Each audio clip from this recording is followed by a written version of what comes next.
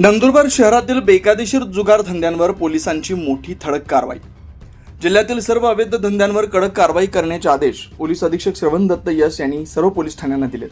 त्या अनुषंगाने 7 डिसेंबर 2025 रोजी नंदुरबार शहरातील जळका बाजार इथं एका बंद घरात काही इसम झन्ना मन्ना नावाचा 52 पत्त्यांचा जुगार खेळत आहेत अशी गोपनीय आणि खात्रीशीर माहिती स्थानिक गुन्हे शाखेला मिळाली। यावरून स्थानिक गुन्हे शाखा आणि नंदुरबार शहर पोलीस ठाण्याचं पथक संयुक्तरित्या रवाना झाला। पोलिसांनी जळका बाजारातील त्या बंद घरावर अचानक छापा टाकला। घराच्या पुढच्या आणि मागच्या बाजूने प्रवेश करून तपास केला असता टेबलाभोवती बसून 7 इसम जुगार खेळताना रंगेहात आढळले।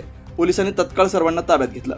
त्यांची नावं पुढील प्रमाणे: दीपक पांडुरंग चौधरी, निरंजन भगवान माळी, भूषण सुदाम इशी, चेतन शरद चौधरी, सुनील प्रमोद दांडेकर, विजय दिलीप पाटील आणि सुनील पुंडलिक पेंढारकर।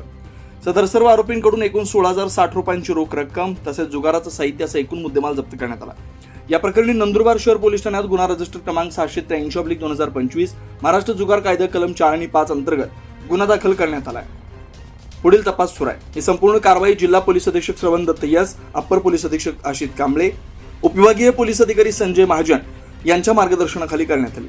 तर प्रत्यक्ष कारवाई स्थानिक गुन्हे शाखेचे पोलीस निरीक्षक हेमंत पाटील, शहर पोलीस ठाण्याचे पोलीस निरीक्षक हेमंत कुमार पाटील, पोलीस उपनिरीक्षक विकास गुंजाळ, पोलीस उपनिरीक्षक भुवनेश मराठे यांनी त्यांच्या पथकाने केली।